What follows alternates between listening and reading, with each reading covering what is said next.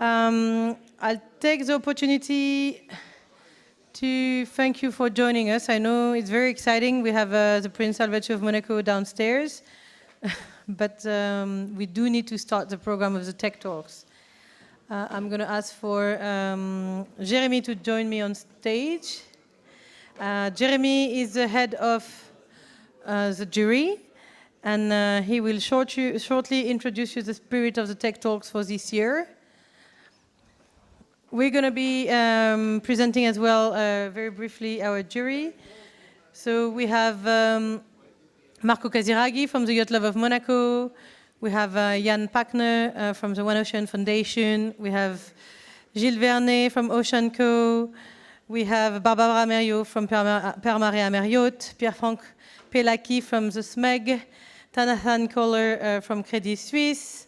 We have Alex Kezerg from Sirocco, Myriam Arras from Prince Albert II of Monaco Foundation, and Erwan Lebel from Espanoino International. We also have an advisor here, and we'll take the opportunity to pass you a message. We have an advisor from Marine Shift, which is a life cycle assessment tool that we provided you as a tool this year to assess the life cycle of your boat. Some of your teams have not included the full report when they send the Tech Talks. He's nice enough, Michel, to accept your LCA reports up until tomorrow noon. Otherwise, you'll have a 0 on 10 points. Yeah. No cash. No, I'm joking. No, you do. If you want to have a chance to win the Eco-Conception Prize and not lose 10 points for that prize, it means you need to send your full report. So you still have the chance to do that up until tomorrow noon, and Michel Marie will be nice enough to analyze them before we do the deliberation on Friday night. So now I'll introduce you to Jérémy Lagarrigue, which most of you know, which is CEO of EODEV. And we have a new game, right, this year to keep the time going. I'll show it to you. Exactly. Hello to all of you. I hope you had a good technical inspection and your boat is ready to go on the water. Sorry for being late, but I guess you have seen on the picture, we had the visit of the Prince a few minutes ago, and we were with Uniboat at last to introduce the boat. And I have to say, a very good boat. I'm very looking forward to see the Tech Talks. This year, in fact, we have some innovation on the Tech Talks. You will see that Mathieu, that's coming with me, you will have some light, and after 5 minutes, you will receive a buzzer that you are obliged to stop. Every minute you spend out of the 5 minutes, it's 1 point that you are losing in your Tech Talks presentation. As you know, from the jury point of view, we will here to make the selection in between the several prizes of this event, not only on the racing area, but also on the technical skills. Just to give you an idea, this year we have around 5 new teams joining the event, and all those teams are very thankful to the Tech Talks presentation and all the support that you shared in the last year, because thanks to that, they came in here, the Monaco Energy Boat Challenge, with a boat which is a higher level than if they start from scratch. So thanks to all of you for doing that. I know that it's taking some time where you are in a rush before the competition. But it is important. And the second one, we implement this year some mentoring program with some companies that are here to support, finance, give advice to some of the university. Definitely ask the Yacht Club of Monaco to be introduced to some of those people. And the second one is we introduce the life cycle analysis. And there is just few of you that just respect the rules by sharing this. My position was not allowing you to receive some cash. Let's say, you know, the prize giving at the end, you receive some check. My idea was not allowing you to receive those checks if you do not answer the life cycle analysis. But for sure, the result will be very, very impacted if you do not share those life cycle analyses. So please share and spread the message to all the team. We really need to receive those life cycle analyses the soonest if you want to be in a good position in all the qualification shared by the jury. That was a little introduction. First of all, you will have the voice to introduce yourself. I don't know if we have the light. Okay. This is our new game. So you have 5 minutes to do your tech talks. For the first 4 minutes, the green light will be on. It means you're fine. When it starts going to orange, you need to think about closure. When it's red, we start taking points down. We need to keep up to 5 minutes per teams, and it will be followed by questions. Why do we do that? So it's fair that everybody has the same amount of time. Also because you need to discover what it is to keep a timing in a presentation, and this is why we are going to keep it short and give you the floor now. We're going to be calling the first team. Yes, it's Unibot that come on the stage, please, to do the first tech talks. And Mathieu will be holding...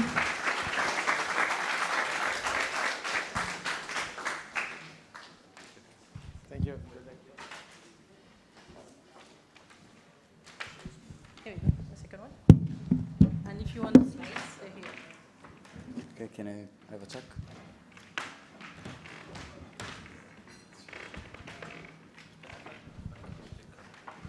Questo per avanti, questo indietro. Yes. Okay. It's okay? Okay. Hello everyone, we are Unibot Argonauts team from University of Bologna, Italy. This is our third year competing in energy class. We are running for Innovation Prize and Eco-Conception Prize with our project that we are going to detail later in this presentation. Our technologies are based on a Formula Student car and with a hybrid propulsion and a minimum CO2 emission. Also, we introduced a consolidated automotive feature into marine environment. We split our initial budget in our division, and then we plan our production during the year. We are 3 different energy sources: lithium-ion battery packs, hydrogen, and photovoltaics. These power the 2 fully customized electric motors fitted with the self-designed propellers. To improve efficiency performance, we did a life cycle assessment to choose the best materials, and also we did a design for a fast assembly and disassembly. We designed inverters that improve that increase the perform by 50%, and also we shape the propellers to have the best working point. Regarding the software, we introduced algorithm to improve all these features to increase efficiency of the fuel cell and to optimize the trajectory. These are the main materials that we used in our boat. For example, carbon scraps to reduce the environmental impact and to promote circular economy. Also, we use a linen fiber sandwich panel, and we optimize the cut of this panel to reduce the waste factor. Regarding results, we start the test in the lab pool, and we see a fuel cell temperature that was too high due to limited airflow. So we work for a more efficient air intake for the fuel cell. We use CFD technology to do the simulation and design a proper shape. And then we include even some filter to filter out the water splashes from the air and apply a thermic paint. From the sea trials, we got some optimization results that consist in a lower fan speed of 30% with respect to last year endurance, and a fuel cell temperature decrease by 8 degrees. Regarding the innovation prize, our our biggest project this year has been ADAS system for marine applications. ADAS are a set of technology that assist the pilot during cruising. We mount 2 cameras and 1 dedicated computation unit that perform the so-called object detection and detects the objects such as boat and buoy in front of the vehicle. This allow even for real-time computation, allow even to have controlled brake that avoid collision with other boats. We got the 2 datasets that are available as open source code from our Git repository. Then another innovation prize, it's an electrode-actuated pressure regulator that with its simple and low-cost design, we have been able to cut cost and make it 1/5 cheaper with respect to a commercial solution. Regarding the life cycle assessment, we use a marine shift tool, and these are the results that came out of this report. For the eco-design, we have structural parts that are made with liner fiber sandwich that by using this material, we saved 200 kilos with respect to use an aluminum solution and use of bio-based ladder for non-structural parts. I'm really proud to share this technology, and thank you for your attention.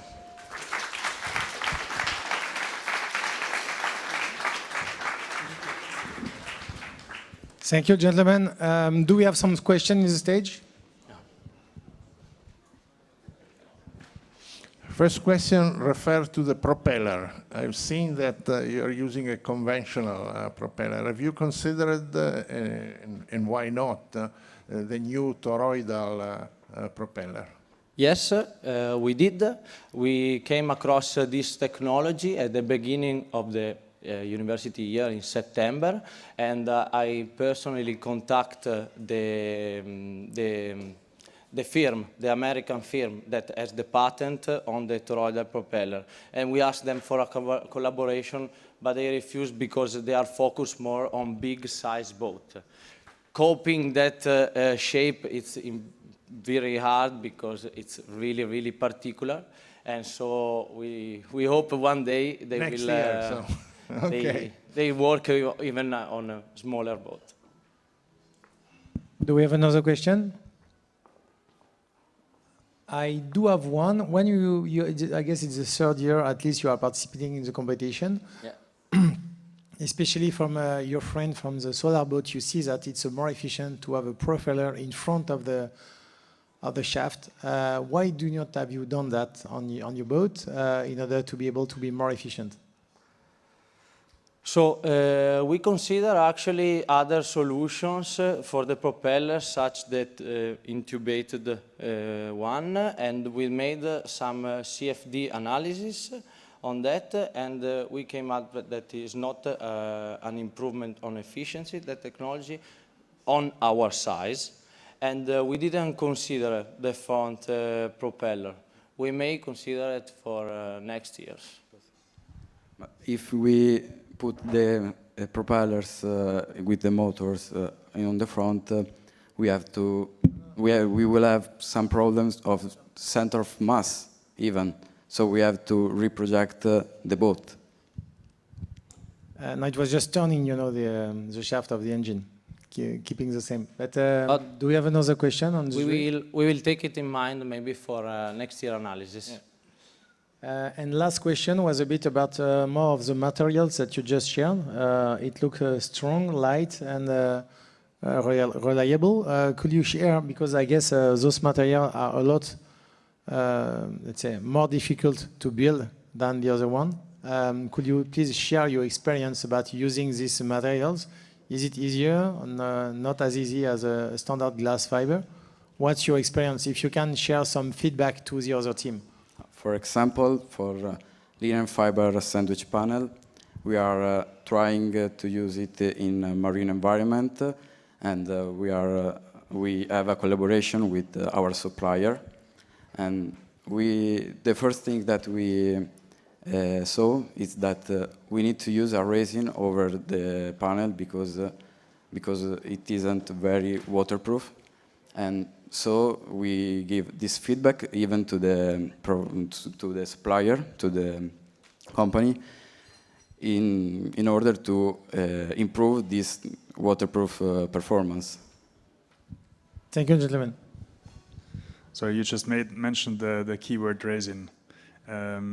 Did you have to use resin at the end? Yeah. How do you calculate for on your life cycle assessment, also on the end of life? Yeah. We put usually the resin creates the biggest issues. We put on the life cycle assessment the quantity of resin that we use on the components made of this sandwich panel. Okay. I guess it's clear. No more questions. Thank you so much, gentlemen. Have a nice day. Thank you.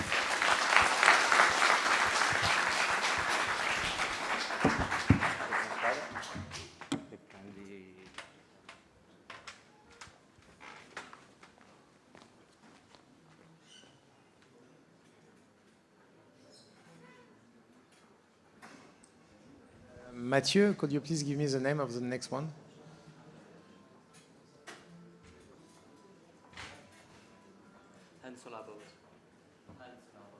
Can we please have on stage Anne Solarboat, please?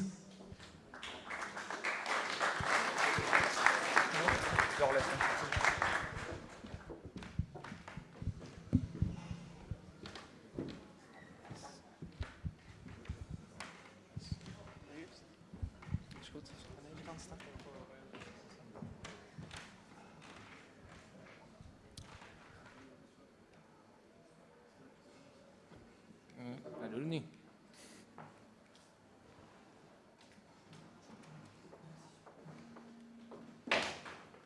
The button is not working. Oh, no, it does. Hello, everybody. We are the Hans Solo boat. I'm Josri. I'm an electrical engineer. I'm René. I'm a mechanical engineer. And this is our team. We are a combination of the Han University of Applied Science and Q Concepts Engineering. And we love our wooden shoes.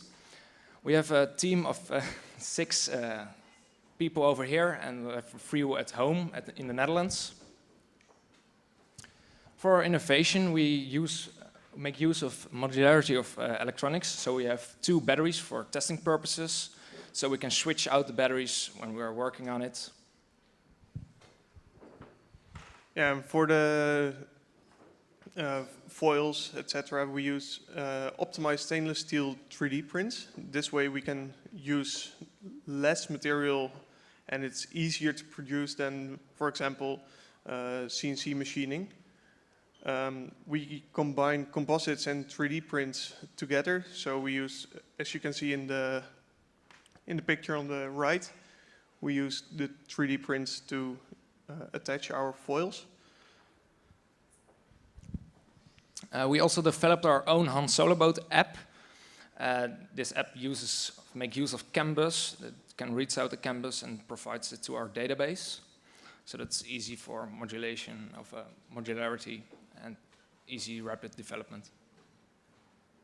Our ideas and inspiration, we take lots of ideas from the automotive industry, such as CAN bus and other easy productive things on the market. So for the hull, we have a 5.7 meter hull. So we try to keep the boat as small as possible, as short as possible, with the most amount of solar panels on deck. We use the T-foil configuration to get out of the water. We chose T-foils because it's easier to control the roll in the boat. And the hull shape is optimized for near-shore conditions. And the big forward buoyancy on the front to catch the waves when we go over it and land on the water. We also have a mechanical ride height sensor that are the ones we call at the front to catch the go of the waves and have a mechanical influence on the foils. Yeah, so for the conception and the methods, we started with, we start every mechanical part with a morphological overview in combination with Kesselring method. This way we can choose the best solution for each problem. We use 3D printing for testing, so we can draw something, print it, fit it, and if it doesn't fit, we can quickly change it and make a new part which does fit. And when it fits, we go into production of composites or steel or whatever. So for our electronics, we use Red Expert from Word Electronics to get the most efficient chip for our production, and we can use it to do online analysis of the parts we develop before we order the PCB or make the PCB.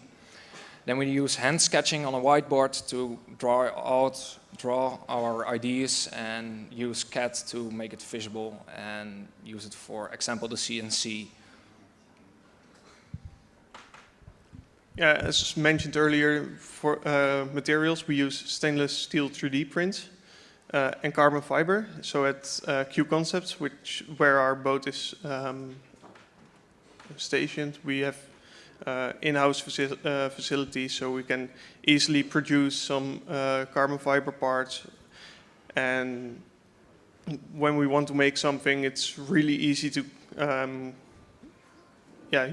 use their expertise for the parts, as the foils and the struts and the hull.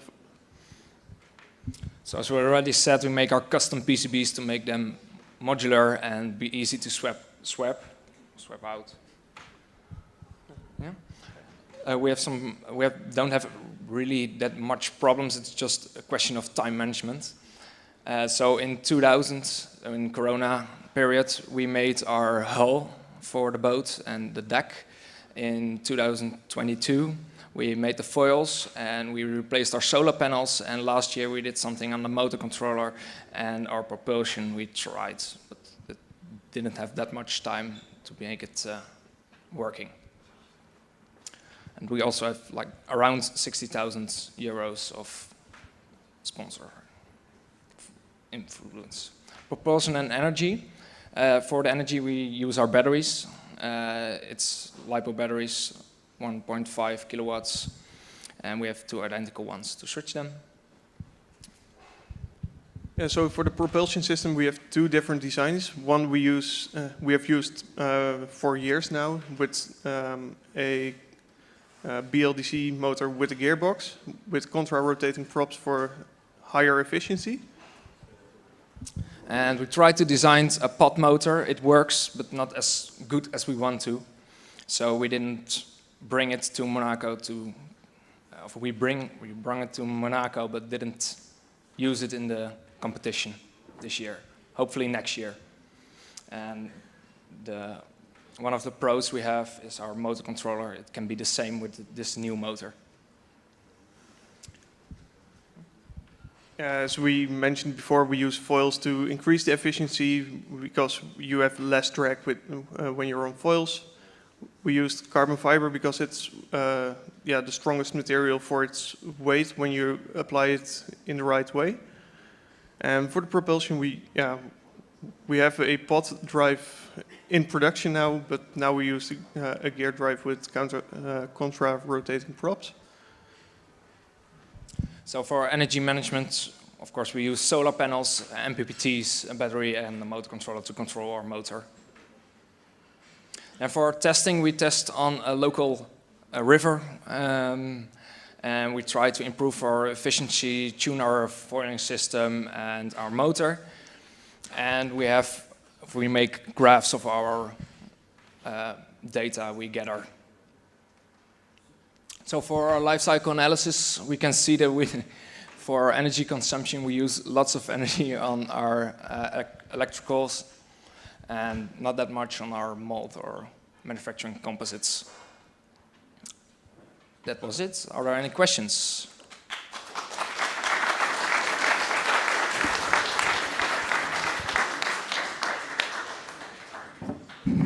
Do we have some question from the stage? Okay, jury. Alex? It was not a question.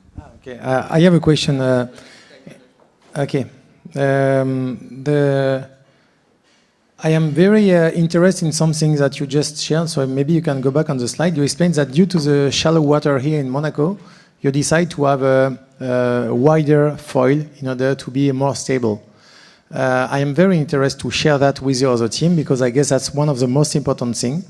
Could you explain how you made the calculation? Because we all know by increasing the area of the surface, we have a higher drag.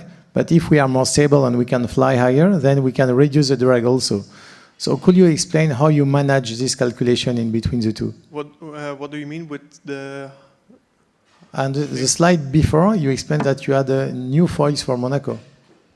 No, not new foils. The hull design is specifically designed for nearshore conditions. Okay. So in the Netherlands, we test on flat water, and here we sail on pretty rough waves sometimes. Okay. So that was just the hull, not the foils?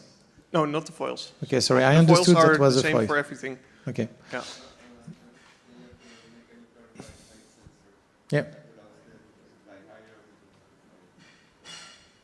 And so our understanding is also that you have other mechanical sensor longer in order to control a bit more in a shallow water, or is it the same sensor? It's actually the same. We can adjust it when we need to, but for now it works like it works the same at flat water, the same as in the Monaco water. Understood. Jury, do we have another question? I was just curious because I saw your comment on the problems with the propeller. In 4 days, you had to do a new propeller? Yeah, so we started, the idea was there for years to make a direct drive with pod drive, but we had quite a lot of problems with our current propulsion, so we wanted to switch to a direct drive because the gears were hard to align, and so we wanted less problems.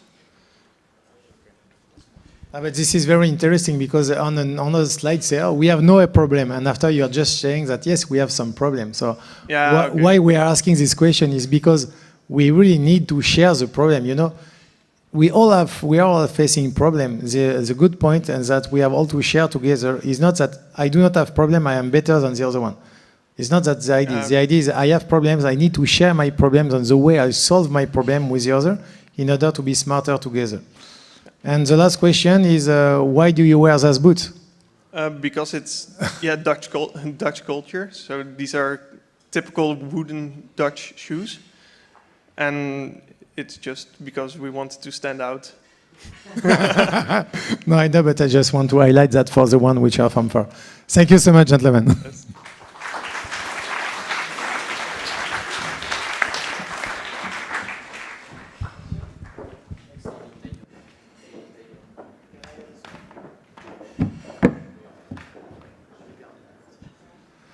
Sorry, can we please have on stage Sailing Tigers?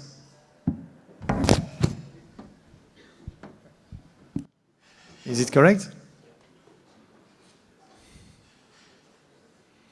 I don't know if you know the rules, but if you do not attempt in the tech talks, you are banned from the competition. So if some of you know Sailing Tigers and you can give them a call, that will be good. Otherwise, we can try to give them a message. If you may, I will give them from now another 5 minutes. If they are not here in 5 minutes, they will be banned from the competition.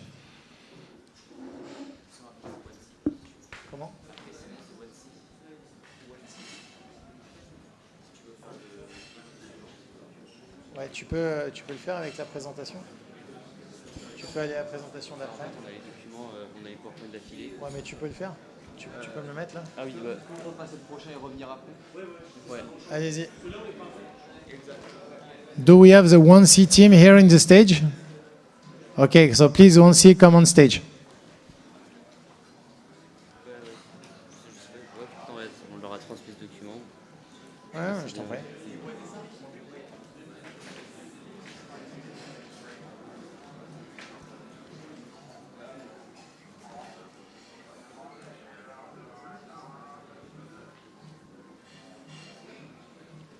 So I do another introduction. So please, can we have 1C on the stage, please? Thank you.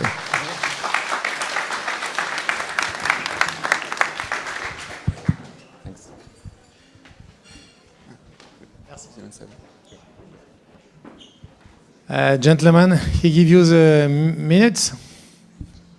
Do we have our own pointer? Oh. I guess it's... Okay. When you want. Okay.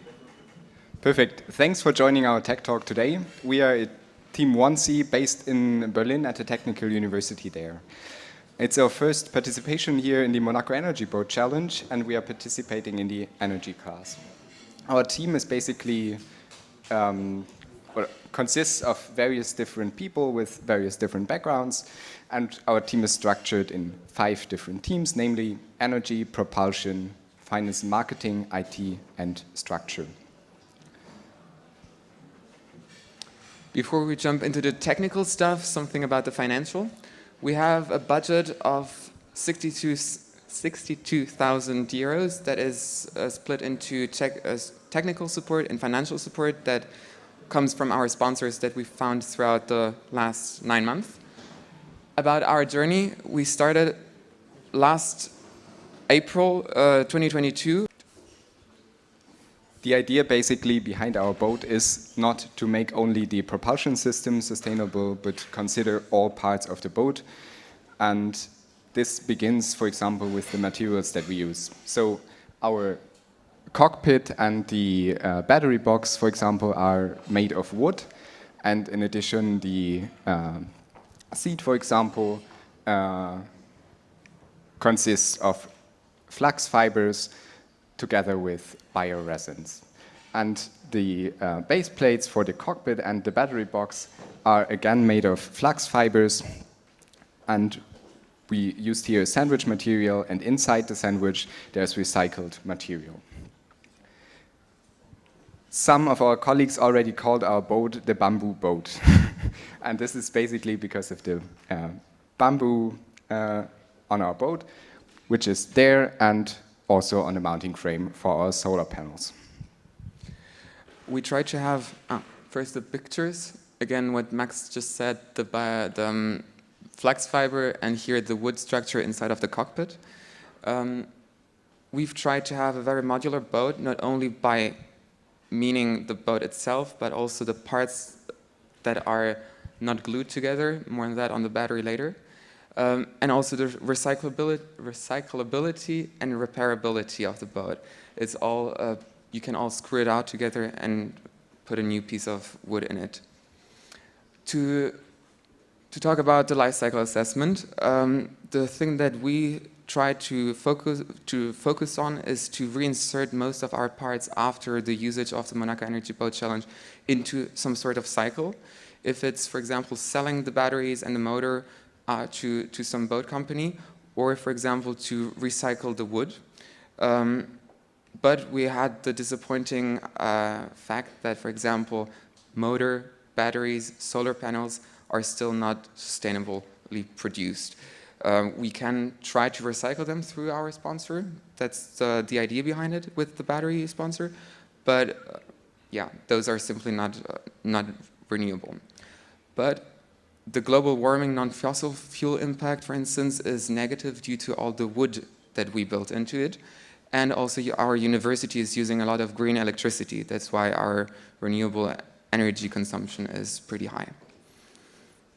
Let's now briefly come to the technical details, but here again the eco-conception of our boat continues. Regarding the propulsion system, we use one 6-kilowatt motor, and we increase the efficiency of the propeller by using a self-designed 3D printed propeller. And we see here that we can increase the efficiency to around 15%. Regarding the energy system, our boat is 100% battery-based, and we use here 3 lithium-ion battery packs that we got from a sponsor, and together with them, we test these pre-production units. The nice thing basically about these batteries is that one cannot only use them on our boat, but they can also be used, for example, as a home storage for solar energy, because they are so easily removable from our boat. Here again, the main focus is sustainability. That means they are both recyclable, and they can be split again into their components, and they can also be repaired. So one can exchange some of the battery cells if they are not working. Regarding the solar panels, we use here bifacial solar panels to increase the efficiency, and again, we can increase the efficiency by moving them. We'll skip the feedback because of the lack of time, but you'll have the slides on the Monaco website. And last but not least, we'd like to say thank you to our sponsors that made this possible. Thank you to the team, and thank you to Monaco for hosting it.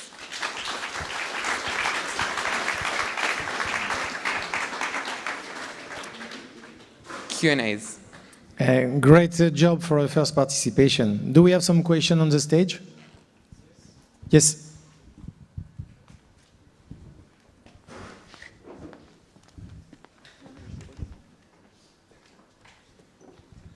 Yep.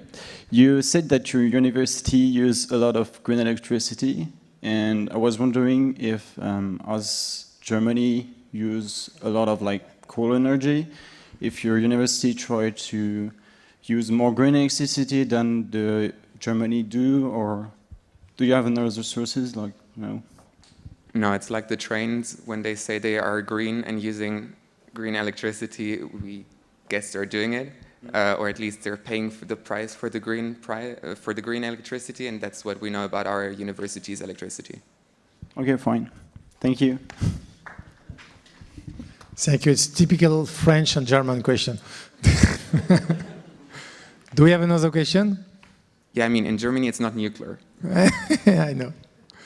In fact, I do have one question. I understood that in order to reduce the footprint, because from the life cycle analysis, you understood that one of the biggest impact was the travel to come to Monaco. Could you please share with us the way you decided to come to Monaco? So basically, our professor at the university has connections to H2 companies, and he knew this company and also privately, and he said, "Can you help them?" And that's how it happened. And then we had the sponsorship deal with them, and they tried to, but didn't have it wasn't that easy to drive down here with hydrogen, because there are not enough gas stations. So the first part was hydrogen, and then they went on to, like we did in the south of Germany, we switched to a bio-CNG because there are more stations to refuel here along the coast. And to all the teams, it's absolutely doable. It is maybe a bit harder because you have to find the route first. You can't just drive and okay, every few kilometers there is a gas station, but it's absolutely doable by CNG or LNG. With hydrogen, might be a bit difficult, especially if you're far away. Yeah, the important point here is that it is really bio-CNG, so there are no net emissions there. The sponsor sent us pictures of cows while he was driving. Great.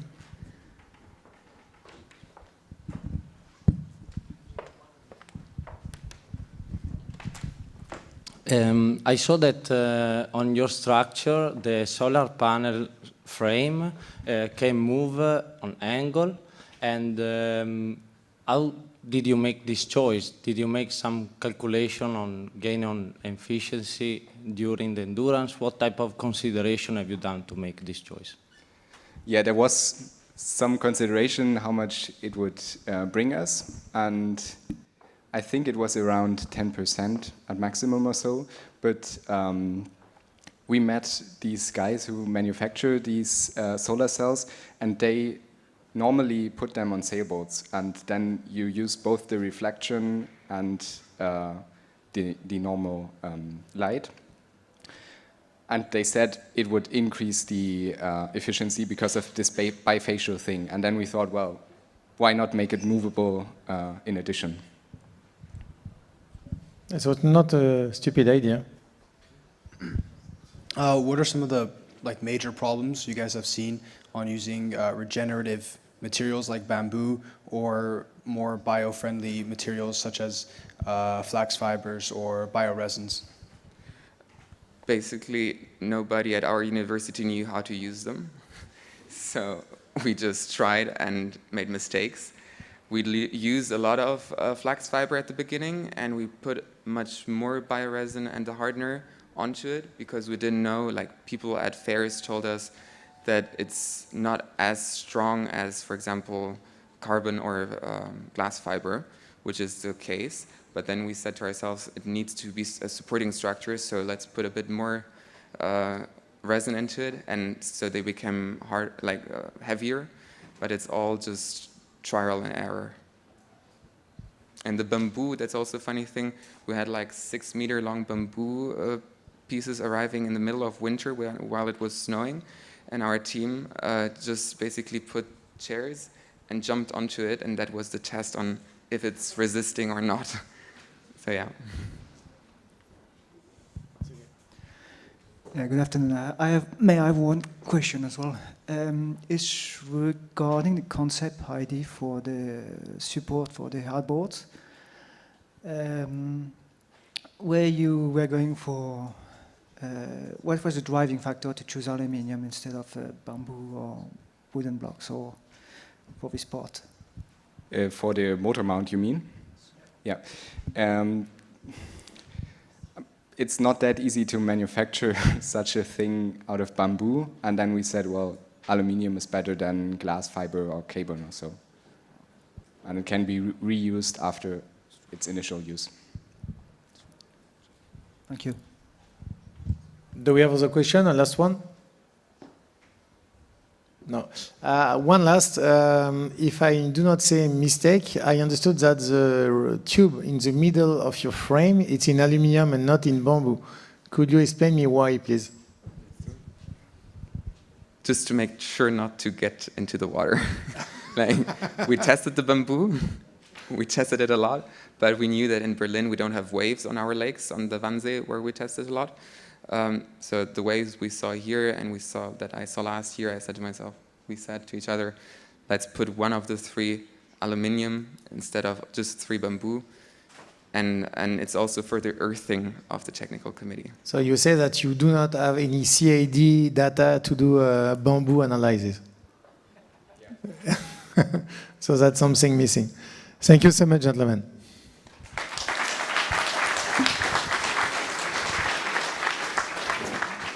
Can we have Selling Tigers on stage?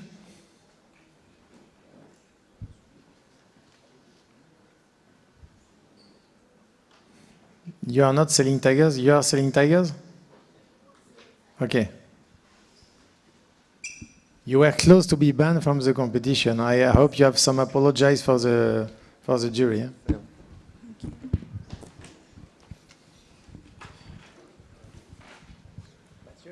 So the rules, just to explain, Mathieu will give you the start. It will start with a red light, and the gentleman on top has to please go back to the Selling Tigers presentation. It's okay? Okay, can we please see the slide? Okay, go ahead. Hi everyone, my name is Sarkis Milan, and I'm the engineering lead at the Selling Tigers team. Hello, good morning everyone. My name is Mafaz Mohammed, and I am the electrical engineer in Selling Tigers team. So we come from the United Arab Emirates, Some of you might know it as Dubai, but that's just one emirate from the 7 emirates in the UAE. And we attend the university, the Rochester Institute of Technology, which is based in New York, and we have a campus in Dubai, so a branch of. Here's a picture of the team in our workshop with our mentor. So the UAE is a very diverse country, as many of you have heard, I assume. We actually have the tallest building in the world, the Burj Khalifa too. And regarding our university, we're mainly specialized in engineering and computer science. So we have a lot of students from these two areas. So we really focus into developing new technologies with renewable systems at our campus. And our team is composed of those 3 different kinds of engineers: electrical, mechanical, and industrials. So here you can see the industrial engineers we have in our team, and our electrical engineer, and the mechanical engineers out there. And with great help from our mentors, they have a lot of experience, especially with the previous years. So we do learn a lot of lessons throughout the project. So here we have the previous years. So on the left, you have the year from the 2021 and the team from the year 2022. So this will be our 3rd year competing at the Monaco Energy Boat Challenge. You can see in the year before it, the design was made from an aluminum tube, and the pilot was positioned in the middle. In that year's design, we faced a huge issue with the center of gravity. As you can see how like the front of the boat is almost in the air. The center of gravity was pretty much all the way to the back. So for that issue, in the next year, they fixed it by positioning the driver to the front, which fixed the issue of the center of gravity. However, for that year's design, the frame was a little too heavy, which only restricted us to using 1 motor. So for this year, we came up with the twin rail design, as many of the teams have done so, as it's extremely weight efficient. And this allowed us to actually add the extra motor at the back. So now we're running 2 motors. And as you can see how the cockpit is positioned in a way that the center of gravity of the driver himself would be over the pipe, so we would reduce the amount of load and stress on the actual beams themselves. And the batteries sit in the middle, and they can be adjusted to make sure we optimize the center of gravity. For the beams themselves, we went with the RHS beams. It's basically a rectangular tube, and we have a graph comparing the weight, the stress, and the deflection of every type of setup. So you can see how there is different sizes, length and width. So we went and decided the 150 by 20 would be the best for our application, as the deflection is only at 2 mm, and the weight would be 5.5 kilograms compared to the other options, where if you want to get a little less deflection, for example, the last one, the 150 by 50, you're almost adding an extra kilo. So that's a total of 2 kilos added just for a 0.5 millimeter deflection increase. These are some pictures of us manufacturing the cockpit itself. It's made from 1-inch aluminum tubes. We used rollers and TIG welding for that operation. And this is the final product, as you can see on the left. And here we have the dashboard attached, which is also made from a 2 millimeter aluminum sheet. And we positioned it at a 15-degree angle to allow for more visibility and convenience for the driver. And here you can see the cockpit assembled on the rails themselves. These are the 150 by 20 aluminum extrusion rails, and that's the cockpit sitting on top. And the smart thing about this design, the same bolts that hold the cockpit in place also hold the rails in place. So instead of using separate bolts and nuts to hold the entire boat in place, we're trying to minimize the weight. So we try to use the least amount of bolts and nuts on the boat. Here you can see the way we mounted the battery box. We just used a simple 2 millimeter angle bar with rivets inside. So we didn't have to create a structure that holds the batteries in place. It's the box itself that's sitting between the rails that hold all the weight of the batteries. And this is the engine mount setup. You can see the engine mount is set exactly on top of the rail itself. So all the forces transfer onto the beam itself. So what did we achieve with this year's design? We went from a 40-kilogram cockpit design, which was last year's, to an 18-kilogram design by simply going from the frame design to a two-rail design. We doubled our power by adding an extra motor. So now we have a total of 12 kilowatt hours peak power from the combined propulsion motors. And during the testing, we went up from around 18 to 20 kilometers per hour to 24 to 26 kilometers per hour. and our efficiency increased by a lot between the 1 motor setup and 2 motor setup. So last year at the 50 amp power rating, we only had a speed of 8.4, but this year at the same amount of power, we have a 13.4 kilometer per hour. So the cost for our boat was around 2,500 euros. So that includes the entire frame, manufacturing, and material. The motors were sponsored to us by ePropulsion, and the batteries were already there from the last year's team. Regarding the shipping, we had to pay almost double for the shipping because we live in the UAE and it's kind of a distance to France. So that cost us 4,250 euros. We packaged it all in one box. And for the travel, our team is composed of 8 people. It's 7 engineers and 1 team mentor. And combining the visas and the flights and hotels, it came out to 8,500 euros. And now we're going to talk about the electrical schematic of the boat. So for this year's design, we're using 2 lithium-ion batteries, 5 kilowatt hours each. So with a total combined capacity of 10 kilowatt hours, which is just at the limit that's allowed by the competition. And we are also using solar panels to charge the batteries. This would be very effective during the endurance race to help us last longer. And the new innovation for this year is we're going to be using, as my teammate said, 2 motors instead of last year's 1.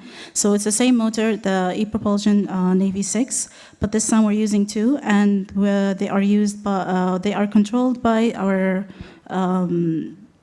manual controller with a display.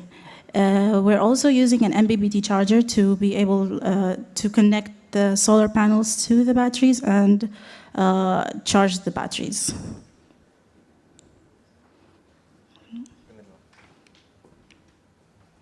And as for our telemetry system, we are using a battery monitor that can monitor the ratings and the different power of our powertrain, for example, the voltage and the amps, as well as the temperature, and as well as the power of the boat. Thank you all, and we would love to hear any questions if you have.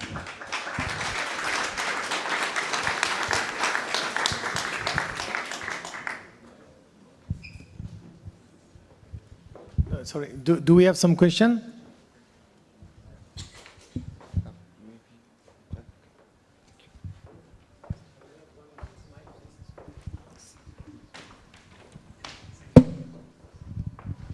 Hi, thank you for a really great presentation. I wanted to ask, when you considered the analysis of the beam loading and the deflection, did you only consider the uniform or also other types of loading, modes of loading that might occur on the waves? Yeah, thank you for your question.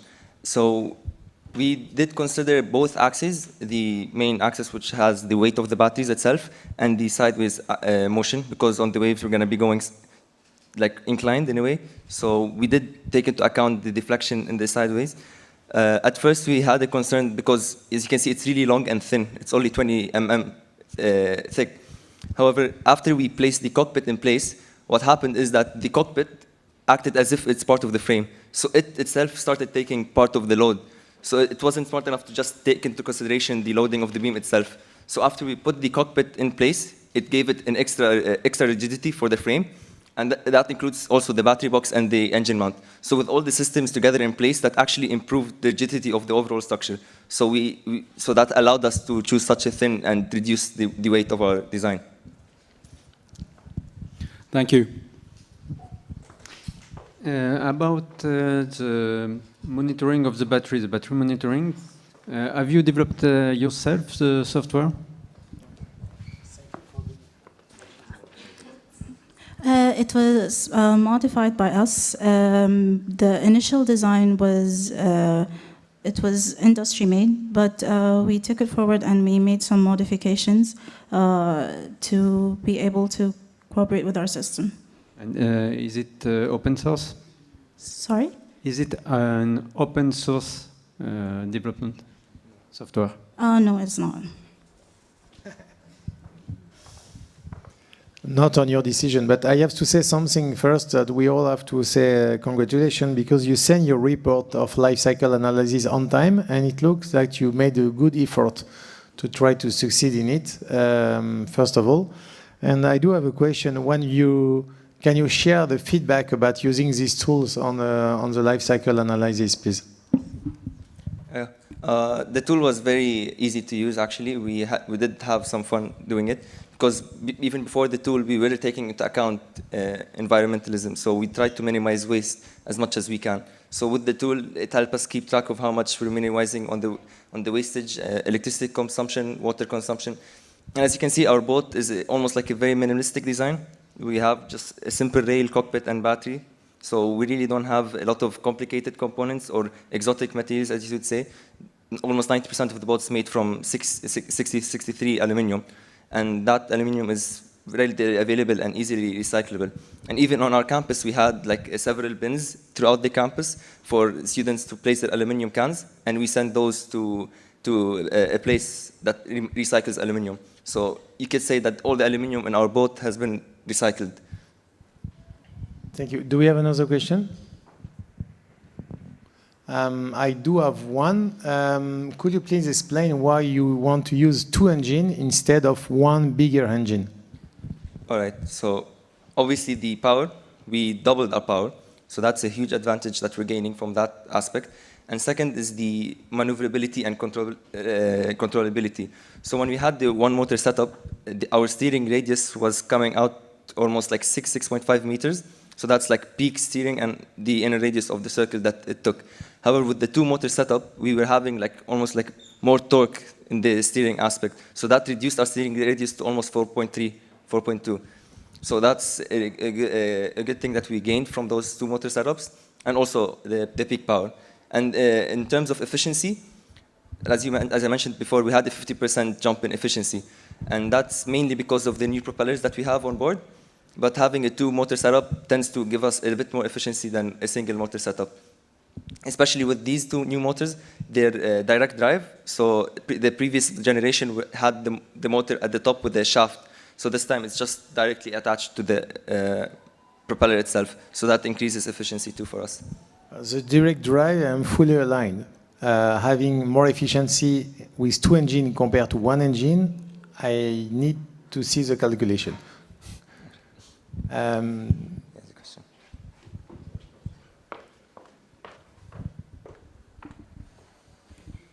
About this consideration of the 2 motors, do the propellers spin at different direction, one counterclockwise and opposite? Did you make an assumption about it? Yes, we tried to do that with the counter-rotating propellers. However, the wiring in the motor itself wouldn't allow for it. So the motor doesn't allow to reverse the polarity. Like from the manufacturer, it requires the inverter to have the negative and positive from a certain area, like from each direction. So for that solution, what we ended up doing, we separated them. So the turbulence from the water itself wouldn't have as much as an effect on the propellers if they were close to each other. So now both propellers spin in the same direction, but there is a sufficient distance between them to minimize that effect.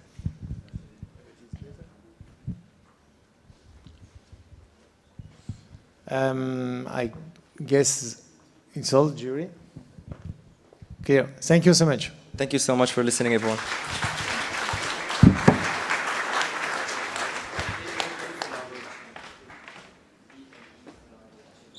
Can we please have on stage BME Solar Boat team, please?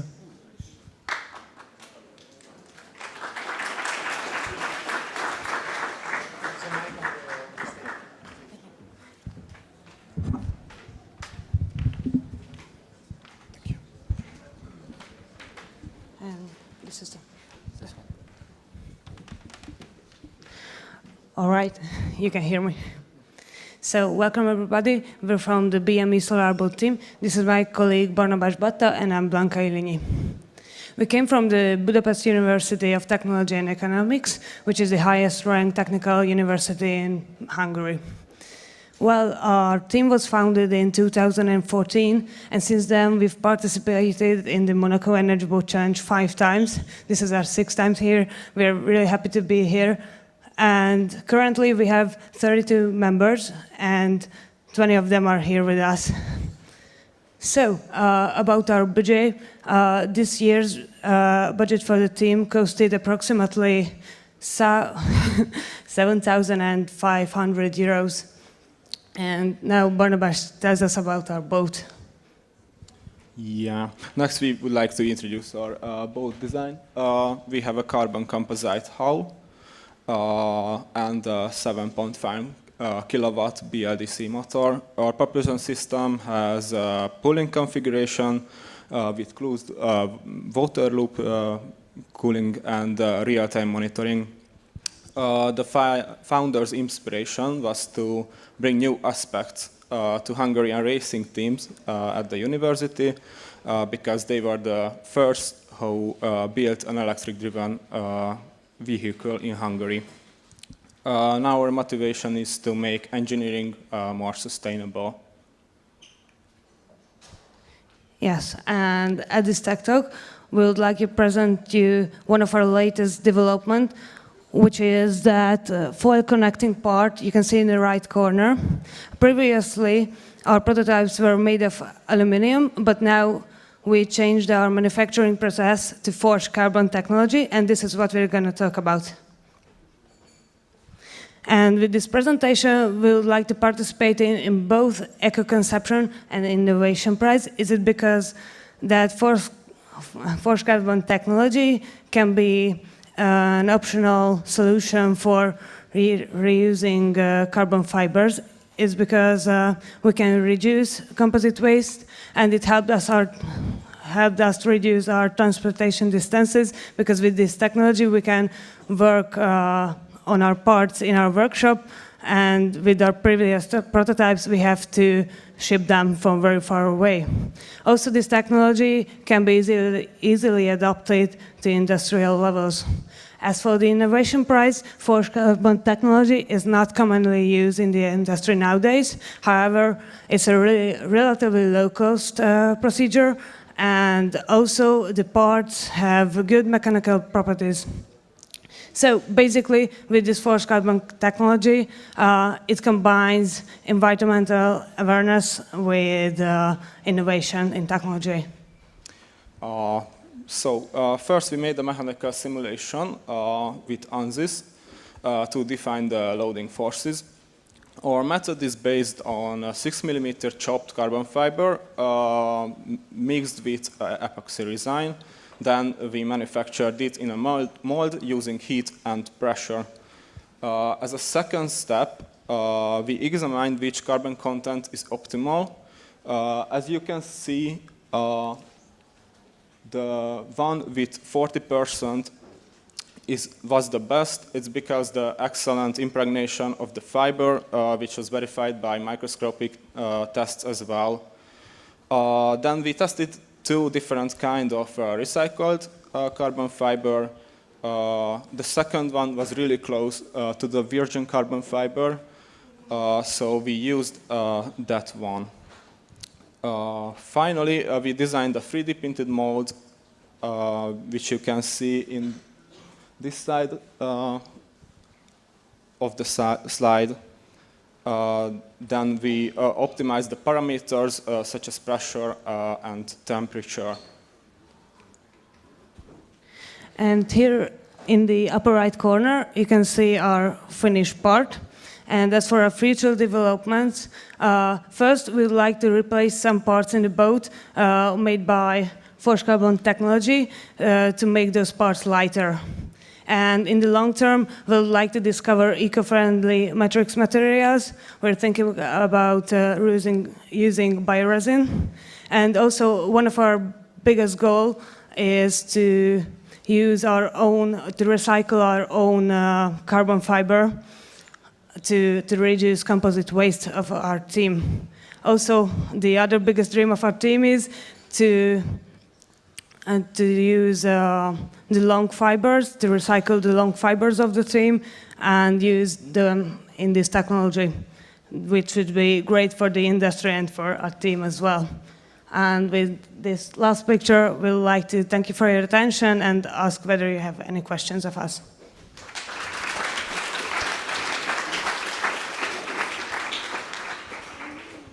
Thank you so much. Do we have some question on the stage? I don't see. In the jury, do we have a question? I have a question on the parts that you design. You build with recycled resin, not resin, sorry, fibers. What was the result? Was the test aligned with your assumption? Was it better? Was it less good as you anticipated? And if you have to give some advice to the other team, if they want to do the same, what will be your advice to share to them? The good point, the bad point. If you can share this experience with the other team, what will be your point of view? Oh, well, firstly, I would wanted to use long fibers, but in long fibers, I didn't have a really good result because of the technology I used to recover the fibers. In this study, we used the material of a Hungarian producer. We experienced that these recycled fibers were really close to the new fibers and don't really have issues with using the same technology as the new fibers. I think it's the reason. The reason is the sizing, which I didn't use at the long fiber research. It makes the composites really good, but manufacturers don't really share how they do it. So maybe it can be also a new study that which sizing could be the best for the long fibers. But there was and the self-recovery for the short fibers as well. There was another question, if you did anything differently. In this case, we didn't. I think long fibers are a bit more tricky. For sure. Jury? Okay, one little question, because I do not see a life cycle result on your presentation. Have you worked with the tool or not? Yeah, I work with it. I did the assessment only for this part to check the differences between our aluminum part and our composite part, but I did it after we handed in the presentation, so I couldn't add the pictures of it, but I will. Yes, please, thank you. Thank you so much. Thank you very much.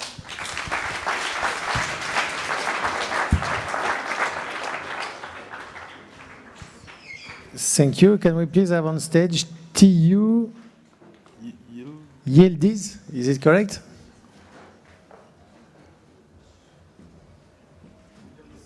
Yildiz. Thank you.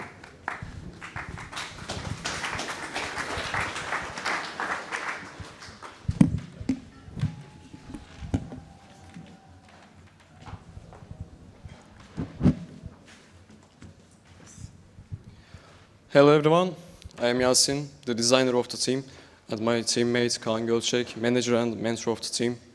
We are going to talk about our solar boat team. We are coming from Turkey, Yıldız Technical University.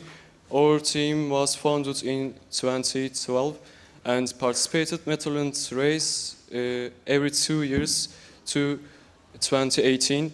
After pandemic, our team is lived, and we tried to found a new teammates and participate in new race. If I want to express my feelings about my country, how designing and producing the ships and yachts, and Turkey is, as you know, one of the biggest country of yacht manufacturer and shipbuilding country, and Yıldız Technical University is the second largest university about naval architecture and marine engineering. I want to express my feelings about our boat. You can see two names of boats, port and starboard sides, Hamis Mertcan Güler and Doğukan Alper Askara. They were our teammates, and they have died in earthquake in last February, and we want to give their names to our boat to remember their names to infinity.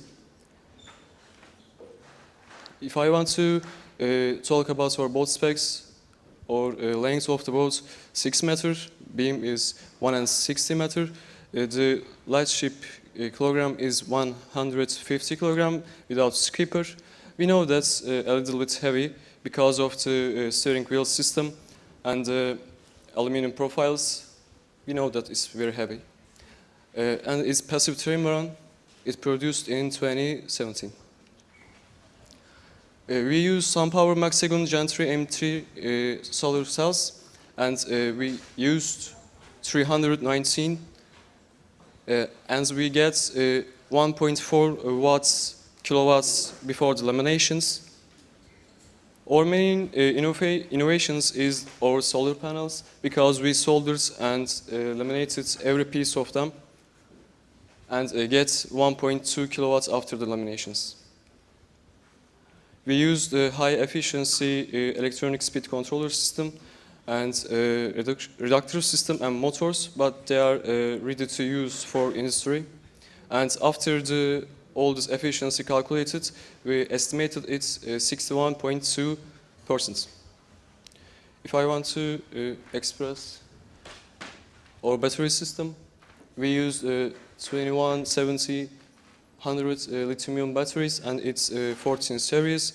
We were nominated to battery prize in Netherlands, and we developed our battery. We used more cells and keep the battery range low. So the package weight is 15 kilogram. Our future developments is absolutely using a hydrofoil, because we don't have any hydrofoils, and a cruise computer system, and the control rotating propeller, because it's very important. My teammate is one of the oldest team member of our team, and he created his own company for electric boats and solar boats. As you can see, his boat name is Voltster. If you want to interested, you can visit his site. Questions?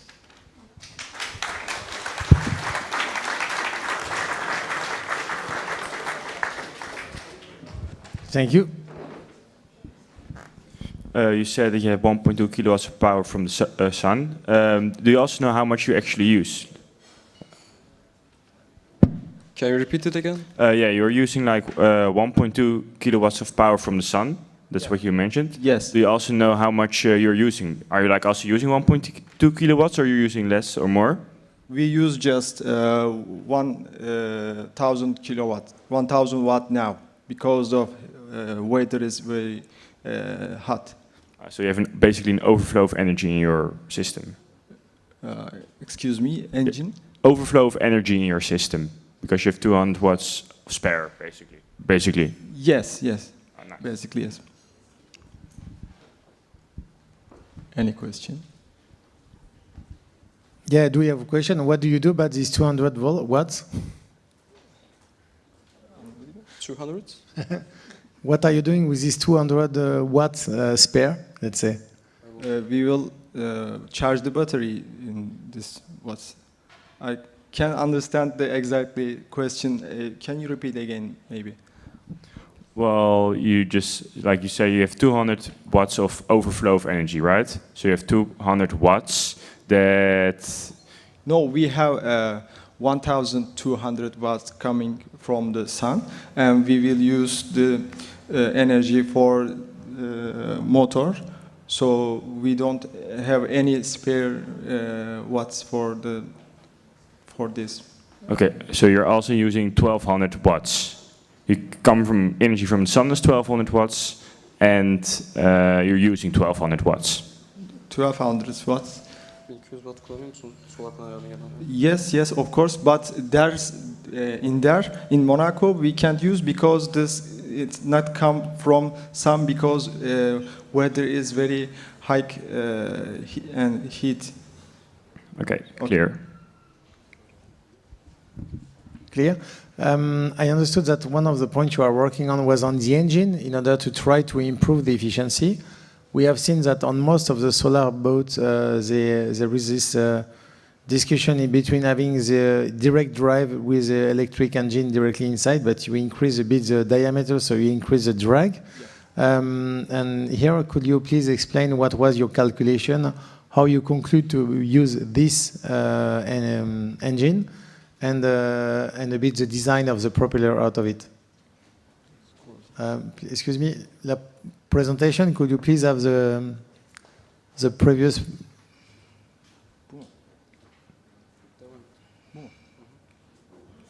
It's arriving, it's arriving.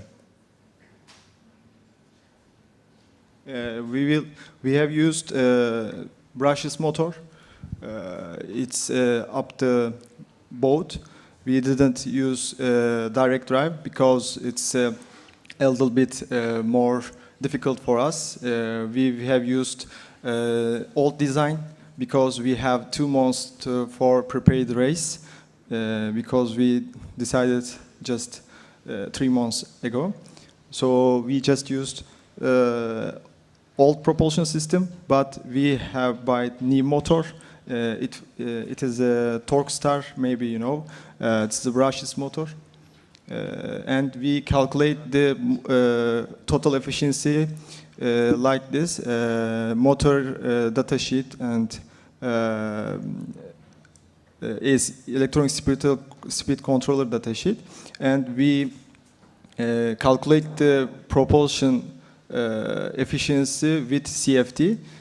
We used ANSYS and another open source program for this. We calculate every single efficiency times together, so we can calculate this total efficiency like this. Okay. Thank you so much, gentlemen. Thank you for listening.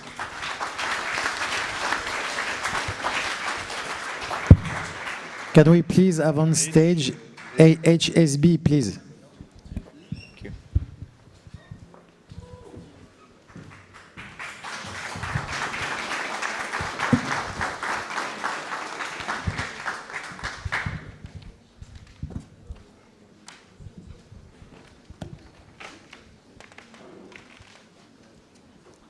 Hello, everyone. My name is Ivana Tus, and this is my colleague Jakov Mozetic. We are both members of Association of Applied Technical Sciences from Rijeka, Croatia. Our association was founded in 2019 in Rijeka, and Rijeka is third biggest city in Croatia with biggest port. Our association brings together students and assistants, professors, and engineers from University of Rijeka to bring life to different student projects. One of the student projects we are competing with this year is Adria Hydrofoil Solar Boat with 16 members here in Monaco and the vessel Teredo Navalis. About Teredo, my colleague will talk about more characteristics. Okay, hello everyone. My name is Jakov and I'll tell you some characteristics of our vessel.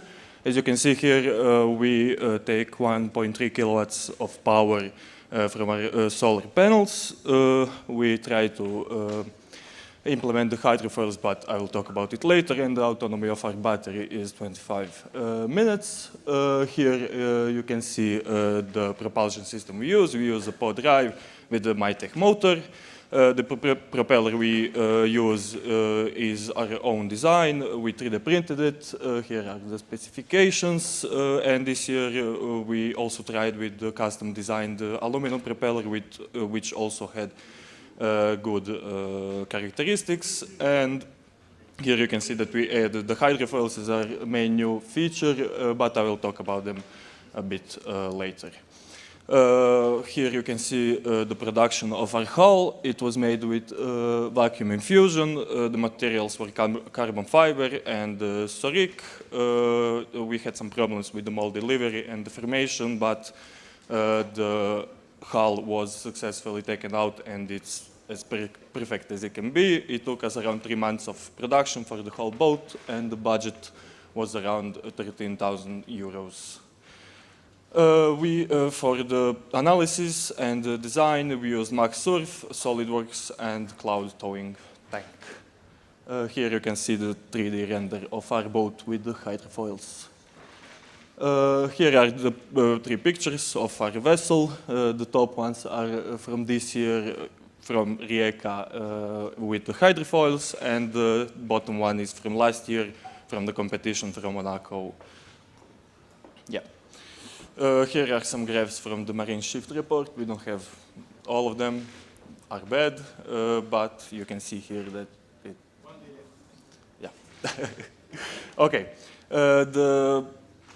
Here are some details on the eco-design of some parts of our boat. The wave breaker was 70% PLA with 30% wood. It's 100% recyclable, also as our pilot seat, which is over 30% biomaterials with epoxy. Okay, and here I will talk finally about our hydrofoils. We use the convention. It is the biggest innovative feature of our boat. The project we were working on this this semester. We use the conventional split configuration, and the characteristics of the wings are that they are NACA profile. The strut is racing symmetrical profile, and the wings are elliptical, as all the things have. There is the best characteristics. The trim adjustment of the front wing is achieved with separate mechanical adjusters based on height. It's best for stability, and the rear wing is a fixed trim fixed trim. The tools we used, we made the molds and the models in SolidWorks, and the analysis of the wings was made in the XFLR5. Unfortunately, we didn't quite get the results that we wanted, so we didn't bring them. We brought them with us here in Monaco, but we won't use them. The wings are good, it's all good, but we didn't have really much time. We had time to test it, but we didn't quite get the satisfactory results. It's worse with the wings than without them, so it's better to sail without, and the project is still ongoing, so we will still test, and hopefully next year we'll come with the wings. Okay, thank you for your attention. If you have any questions, feel free to ask.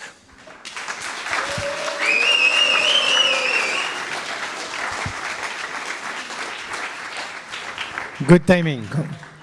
Do we have a question? On the stage? On the jury? If you want to foster the people to trust in this energy transition, if you want to give a message to all the other team, to the other students, what is your aim about participating in this competition? And what's your wish about, okay, I am doing this, I want that the next generation, the year after my year in my university, use this boat because they will use to what? What's the aim? Yeah, as we are the part of the Association of Applied Technical Sciences, students from all around the university come to us, and they learn how to build and how to use tools and stuff like that. Well, for me, that was the main part. It's all sustainability and things connected with that, but for me, it was the biggest part was learning how to use tools and how to implement that knowledge to make a vessel that's running, and to learn about all that fun stuff. Yeah. Understood. One other question. On your previous slide, you explained that the skin of your boat is 3 times 245 grams. I'm sorry? On the previous slide, first, yes, this one. This one? Yes, it's carbon fiber plane, 245 grams, 3 years. Yeah, so that's how we put the layers. So it's first 2 layers of carbon fiber. Yeah, but could you understood? Yeah, that's the density. I understood, but could you explain me the calculation? Because it looked like it's a lot too heavy. The calculation. That's the factory.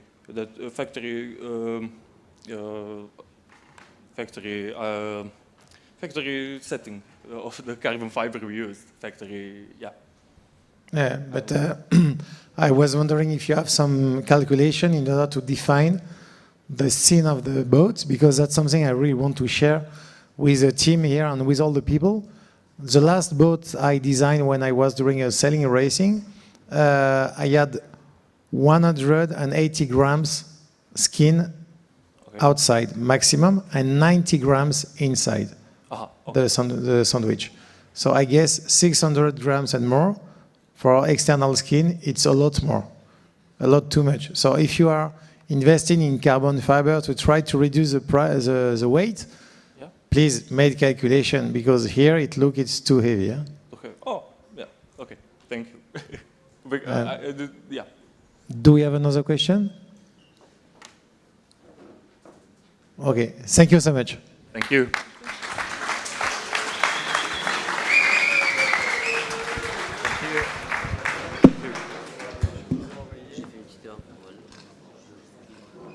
C'est T50 Solar. Yeah, could we please have on stage TSB Solar Boat? TSB. Yeah.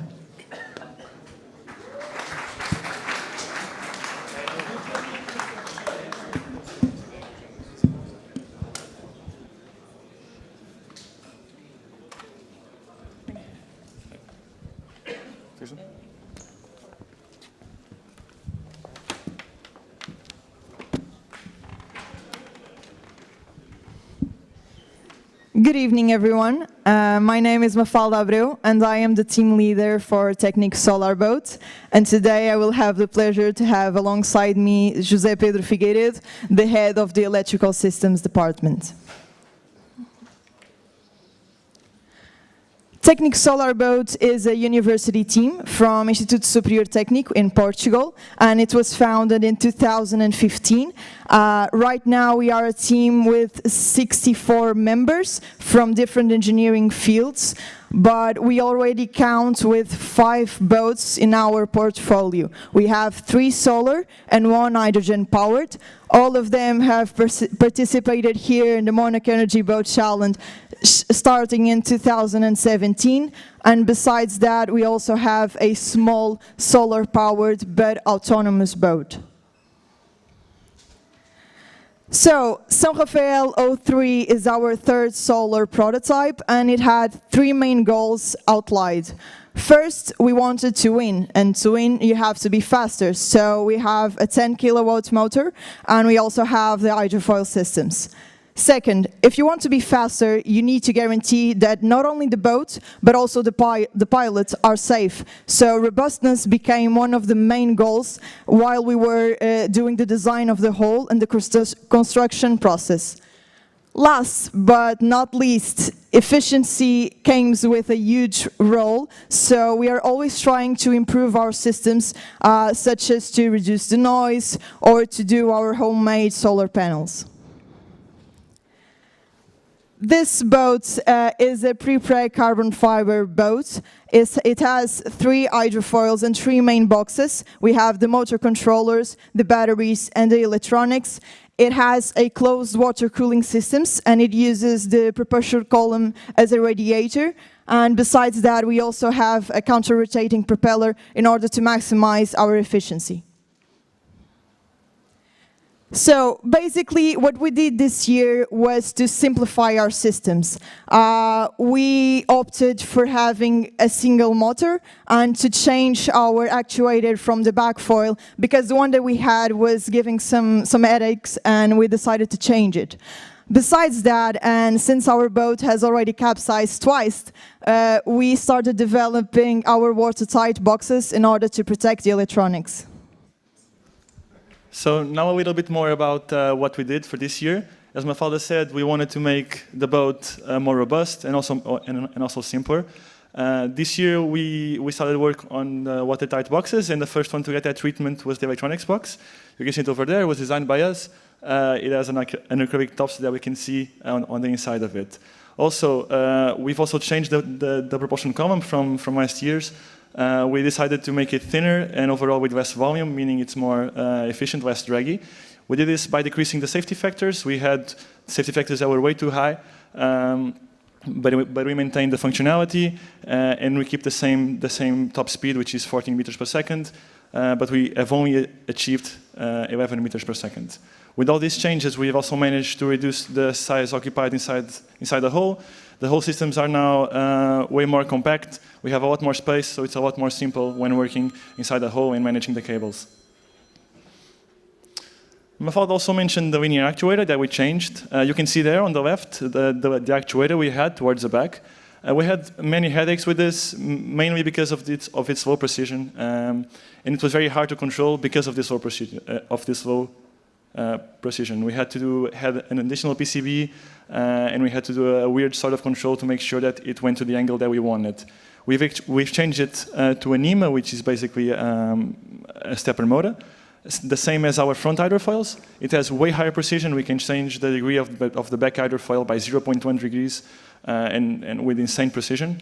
It's also integrated with the front hydrofoils. They'll communicate in the same protocol.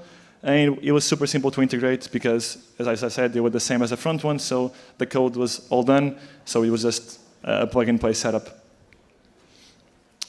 So with the new back hydrofoil control system, we had to tune our gains to make sure that it all worked. On last year's, our back hydrofoil was fixed. We could change it manually. This year, it's fully actuated. You can see there on the graphs, we did some tests. We are consuming about 2 kilowatts from the motor, without accounting for the solar panels, max, and at the speed of around 7 meters per second. We also have different modes depending on the scenario. If it's an endurance competition, we have a mode. If it's a slalom, we want to be a little bit more aggressive. We have other modes of control so that we can perform at our best in all scenarios. Finally, this year we've developed a real-time data viewing app. We started with iOS. We're going to do it for Android. The main idea behind this was that our teammates that were not too versed with electronics or too versed with tech, maybe more towards the management side or the mechanical side, also wanted to look at the data from the vessel. And this was quite hard before, so wanted to make something that was intuitive for everyone. Everyone could understand it, and they could access it from anywhere around the world. Our vessel the data is transmitted via mobile data. So as soon as the vessel is on the water and turned on, anyone around the world from our team can look into the data and understand what's going on. In the future, we're going to expand to more platforms, but this is a simple way for us to take our phone out, see what's going on with the vessel instead of having to have our computer open. This is the first boat that we have in which we don't feel the urge to change it or to redesign it. So it is probably going to be our most long-lasting prototype, and this gives us the chance to bring it as near as we can to perfection. So in the next year, we will focus on our solar panel manufacturing, on our hydrofoil control, and even in the safety. So these are going to be our main goals, alongside with the constant research to innovate and to improve. As a last topic, I would just like to share with you guys that we are an open source project. So this means that you can go to our website and you can download all of the work that we have developed so far. I would just like to express how grateful we are for having teams that came to us and they told us that we were their inspiration for their project, and that they are so thankful that we have that kind of information available. I would just like to say, thank you guys for trusting in us so blindly. It is a pleasure. And I just wish that someday we all share this kind of information with each other, and even in the industry, that they are able to share this information so freely. Because from our point of view, you can go and try to replace one of our boats, and you can try to beat us. We will gladly accept the challenge. Thank you, guys.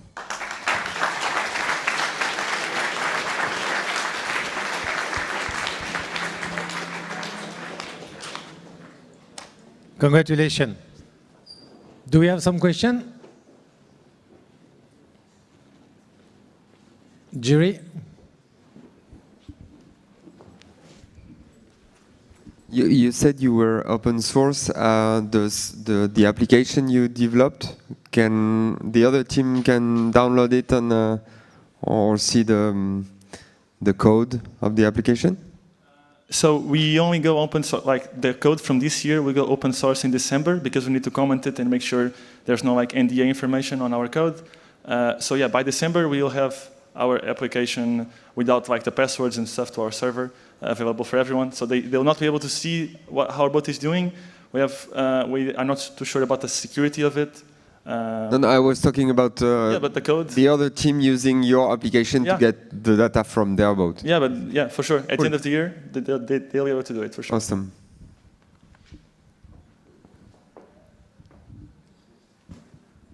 Do you remember? I just have one thing to be sure that the graduation will be good. Could you please explain where you are in the life cycle analysis? Well, we compete in two different classes. We have the energy class and we have the solar class. And the truth is that our whole team put a lot of effort in order to make our boat from the energy class as green as possible. So we focused on having a good life cycle assessment analysis on the energy class and not on this class, because that is our main innovation. And I will give you a good insight on it tomorrow in our presentation. Perfect. Thank you so much for the answer. And first of all, I want to say a big thank you and a huge congratulations to what we have done, especially for the open source.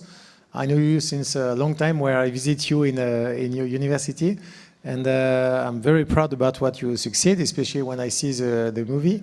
Really looking forward to see the result of your boat, and congratulations for everything that you shared and what you inject in this, let's say, community around this Energy Boat Challenge. Thank you so much. Thank you.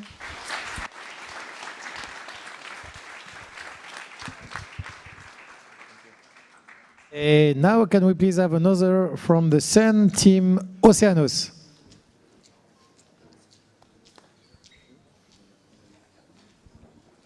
You can start. Thank you very much.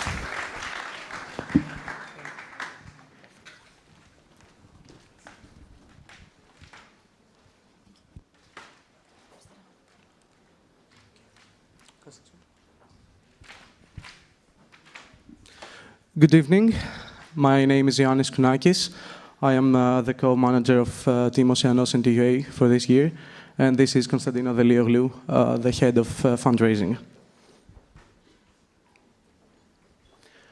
We are Oceanos from the National Technical University of Athens in Greece. We are a team of around 52 members, which you can see pictured on the right. And we consist of 6 sub-teams.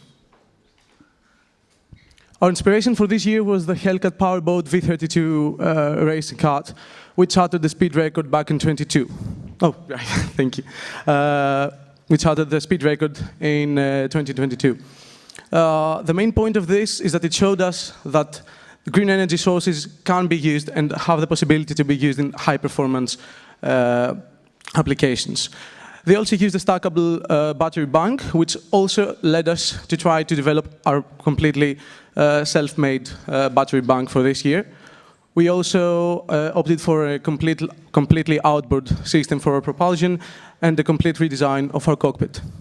The total budget was around 25,000 euros.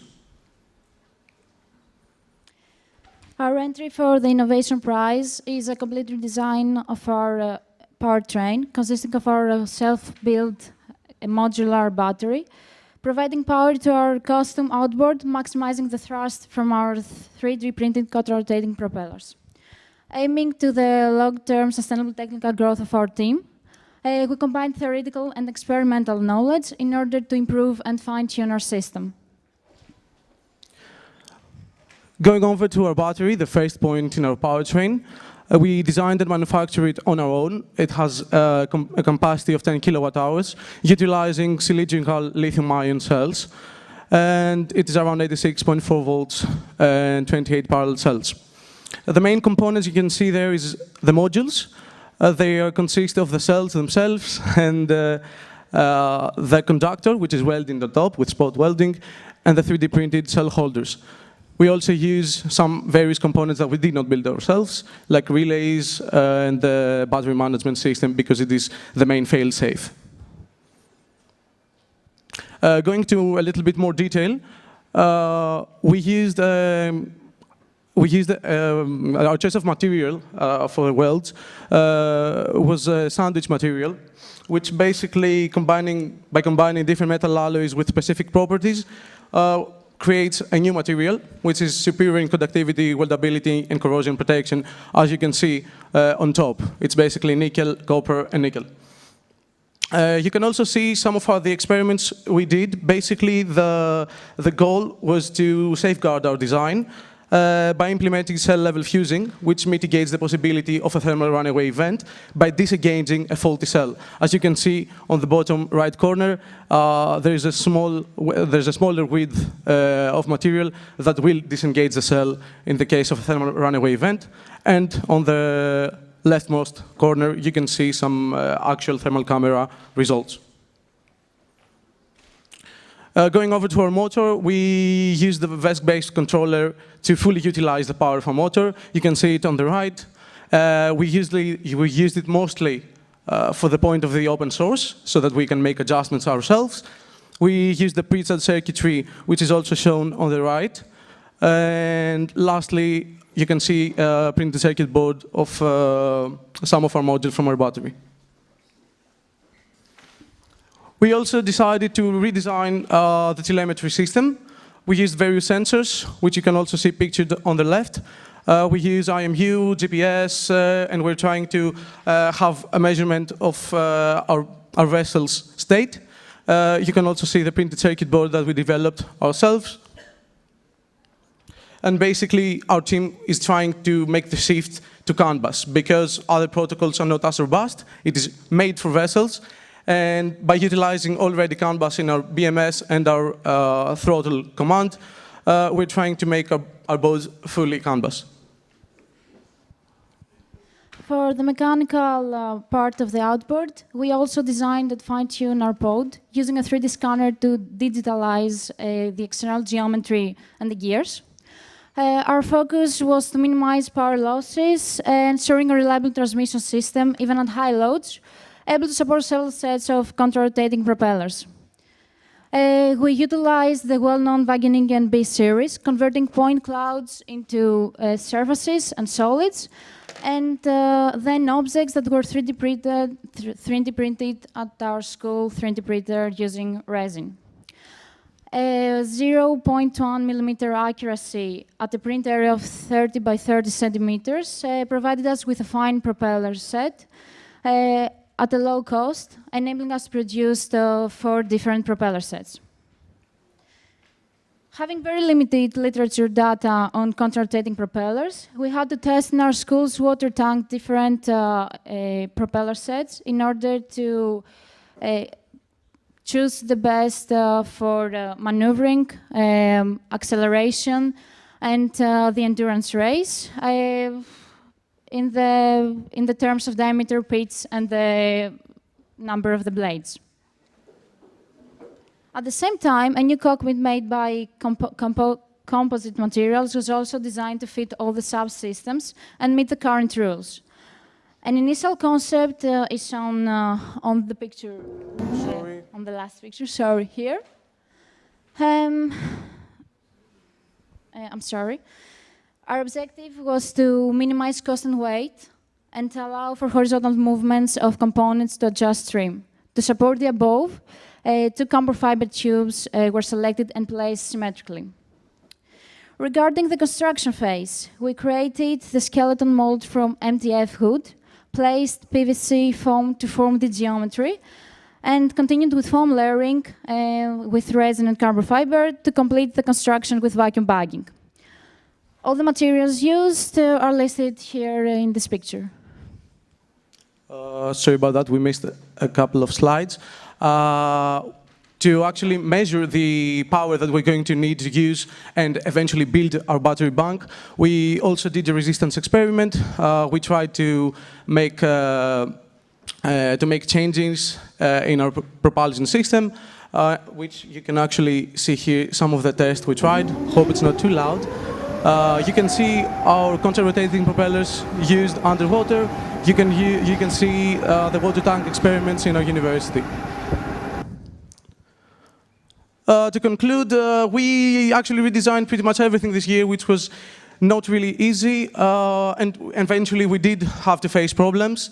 Some indicative ones are the 3 points shown here. we had extreme bending problems in our outboards column. We did some studies, we redesigned it, we made it from better and thicker materials.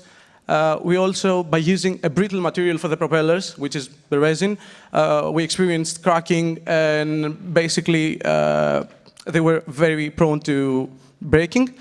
So we tried to increase the blade thickness without significantly altering the behavior, the hydrodynamic behavior of the propeller.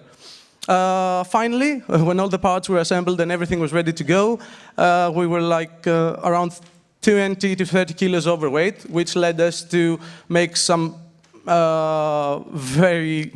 changes like the one shown there. We actually cut our cockpit in half. We had to insulate the battery, we had to insulate the controller, we had to make a lot of changes, but finally, oh, sorry, that's probably not the updated PowerPoint, but you can also come down and see the final product of our work. Thank you very much.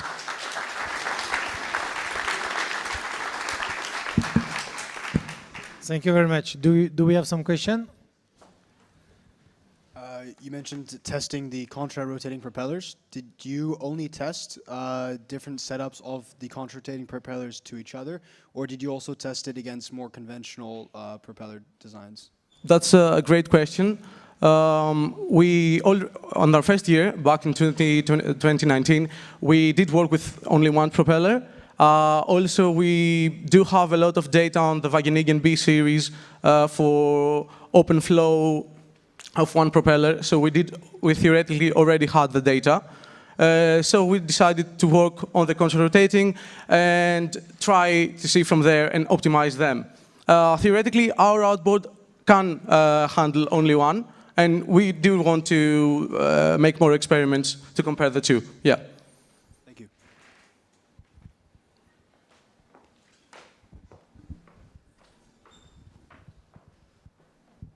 Could you please go to the slide of the battery, the self-made battery? That's all right, yeah. Thank you. This one? No, the one after. This one? Yeah. Here you explained that you use this particular technology on the plates that you use to solder the cells, that at a certain point is thinner, so in case of a current runaway, that mechanically open. Yeah, that's a really great technology. Thank you. And I wanted to know if via software or via data calculation you can detect, so if one of the cell actually open, and so take action on it, if there is a data computation to detect this. That is a really good question, and it is one of the issues we had to face. Actually, the technology is not anything that we designed ourselves, that we thought ourselves. It is basically what Tesla is using for their battery banks. As of now, no. There is no way to know if there was a failure. We have to take out the battery. I think you can see here, the 6 packs together. We have to take them out, inspect them, and make sure that they're all ready to go.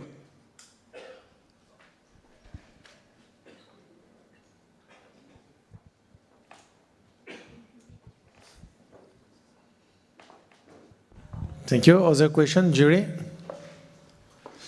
I do have one question. If we go in a thermal overheating in one of the cells, I do understand that this sort of fuse will disconnected. But how can we be sure that the thermal reaction is stopped? Well, basically, it is a transient event. We can never be actually sure. Where by the calculations and the tests we run and the thermal experiments and all that, it is supposed to work. It's supposed to work with the fail-safes already by the manufacturer. It is supposed to work with the fail-safe from the BMS. But we're not sure that it will stop the eventual thermal runaway. But compared to designs, from example, from electric scooters and e-bikes and stuff like that, it also leaves, it also leaves the vents open, because I have seen battery banks that use a sheet of metal that covers all packs and then are spot welded, which actually stops the venting that will cause an explosion. So that's another point. Clear, thank you. Other question? Thank you. I guess it's time for you to prepare for tonight's ceremony. Thank you so much. Thank you very much. Thank you.